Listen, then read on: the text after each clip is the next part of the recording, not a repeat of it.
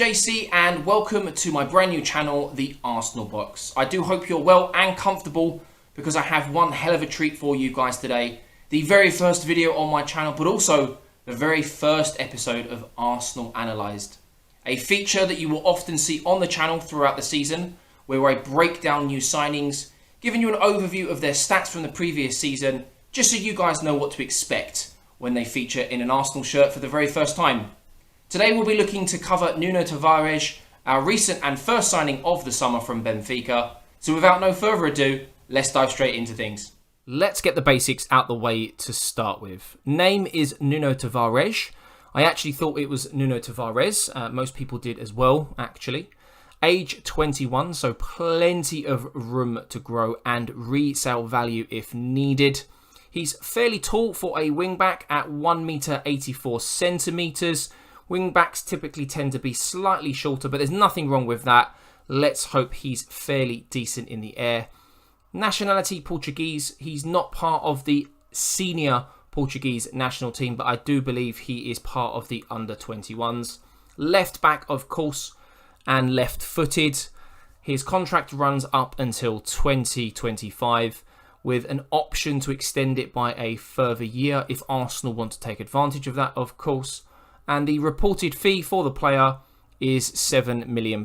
Now, there are apparently a number of add-ons and clauses.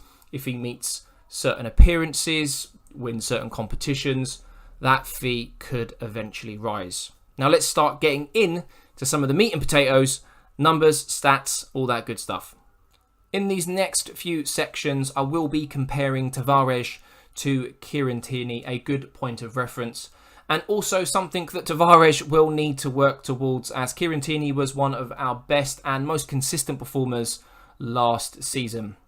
On screen, you will see two heat maps, Tavares on the left, Kieran Tierney on the right.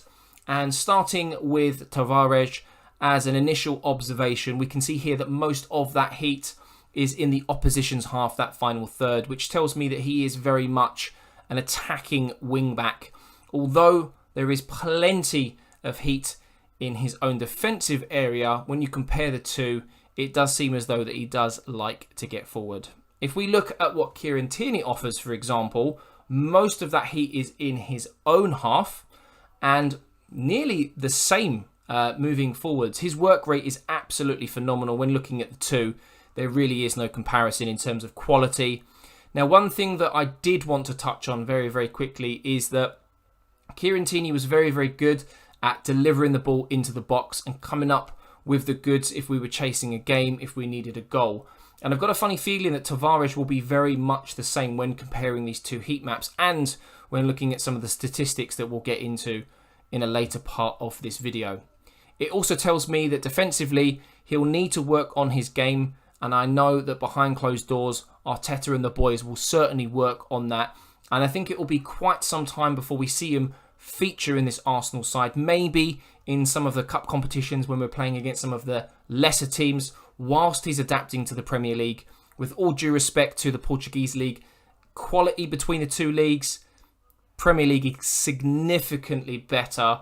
And when you look at the benchmark that Kieran Tierney has set, Tavares has certainly got his work cut out for him. Now, in all fairness, I think Tavares featured around about 14 or 15 times last season for Benfica. Some of those appearances would have been in European and cup competitions. Likewise with Kieran Tierney, who actually, I think, doubled or tripled that level of performance and appearance for Arsenal last season. But it does give us a little bit of an indication of what to expect from Tavares. I'm expecting him to be a fullback that likes to get in the final third, likes to get on the overlap, likes to overload down that left-hand side. And hopefully some of the statistics that we'll now jump into will back up what we've just seen on screen in these heat maps. We're finally into some statistics for Tavares, and of course, just like before, we will be comparing him to Kieran Tierney just so we have a benchmark in the next couple of sections.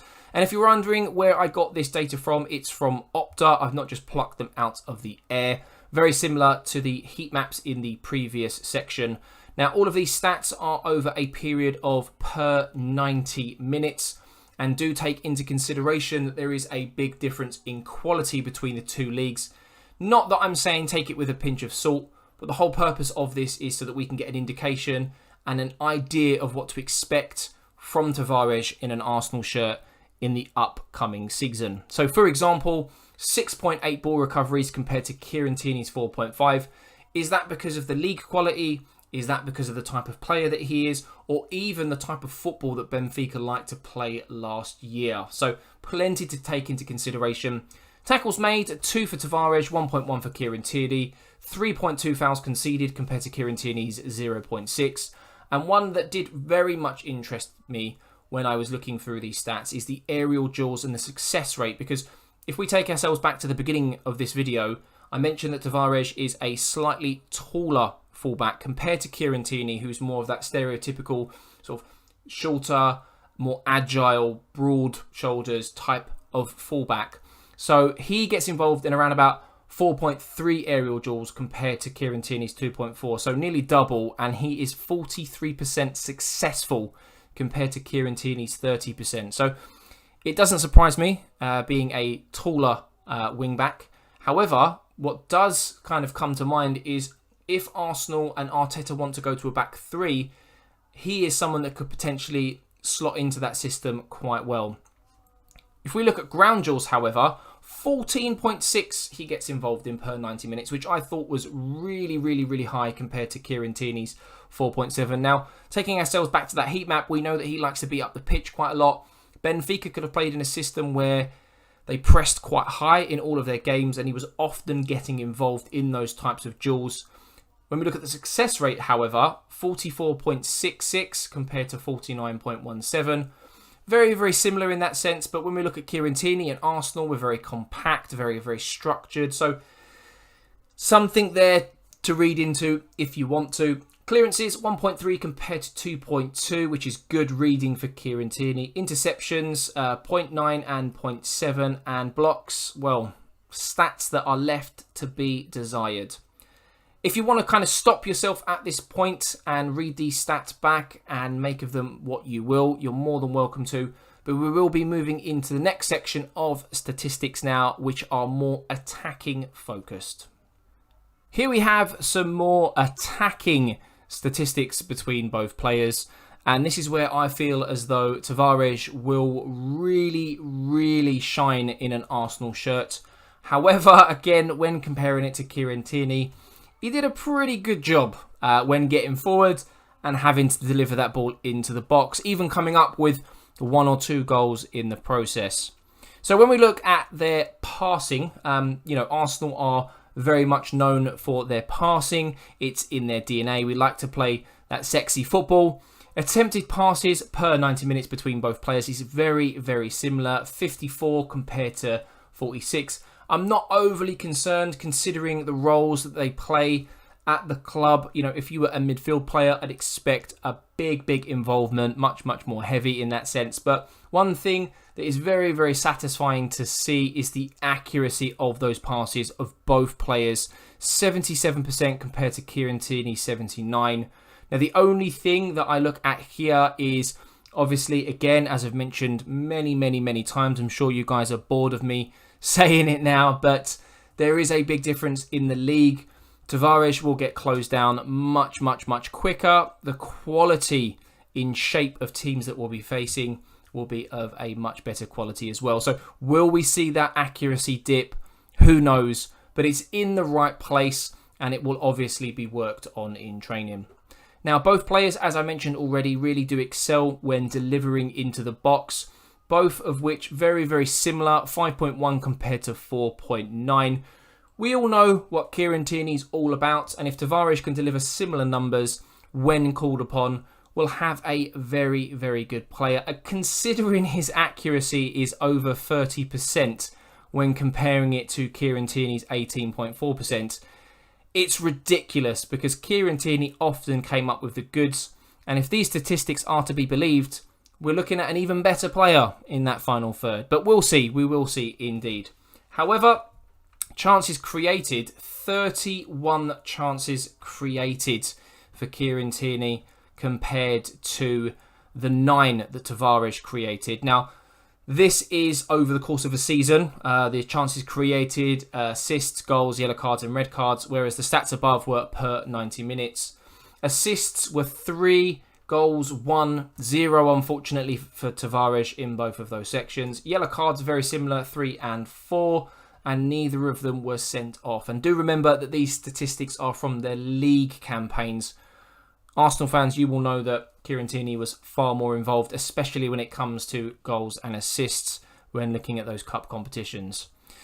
What I take from these statistics is that we could have a very similar player in the final third, which is not necessarily an area that Arsenal have struggled with at left back. Where we did struggle, however, is that when Kieran Tierney was injured, whoever was coming in, unless it was Bukayo Saka, who always does a very, very good job there, we really did lack. We had Cedric coming in there where he was cutting in on his right foot.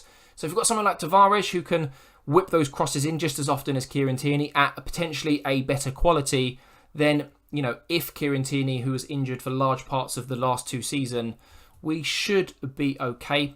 Just like before, guys, if you want to kind of pause here, read these stats back, sink them in, that's entirely up to you.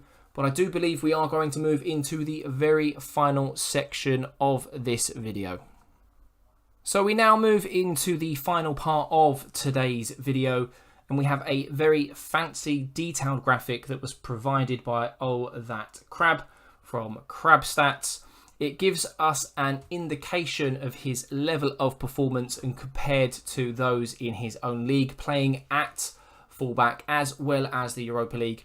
And if we look at the statistics provided, it does kind of confirm some of the suspicions that I already had. And if you guys have been on the same thought pattern as myself, you'll very much agree as well. So looking at the statistics in red, defensively, he isn't the best. And we kind of got that from the heat map that we looked at in the very first section of today's video. However, when we look at the attacking statistics, he seems very, very good and up there with the best. So something to certainly look forward to. And again, when we look at possession, very, very good. You know, passing stats, retention, that kind of thing. As an Arsenal player, it's something that you have to have. It's a non-negotiable. But we can see from these statistics that the defensive side of his game is certainly an area that needs work. For the second half of last season, Arsenal were very good defensively in most games, not all games. But nevertheless, you know, the Premier League takes no prisoners whatsoever. So he is really, really going to have to up his defensive side of his game. Again, just like the other sections, guys, if you want to pause the video and have a deeper look at what is provided on screen, please do so. But this will bring a conclusion to today's video. I really, really hope you have enjoyed it. It's the very first video of its kind that I've ever done. Very, very detailed, very analytical as well. And as the channel grows, I'll get better and better at diving deeper into these statistics and giving you a much better understanding of what they mean. If you have enjoyed today's video, please, please do subscribe. It helps me out massively. Hit the like button if you have found it useful. And do let me know in the section below your comments as well. I will get back to each and every one of you. Feedback is huge for me. So please do let me know your thoughts. And hopefully in the next couple of weeks, when Arsenal decide to sign their next player, Lokonga maybe, let me know down below. I will be releasing another one of these videos. But for now, I'm JC, and I'll catch you in the next one.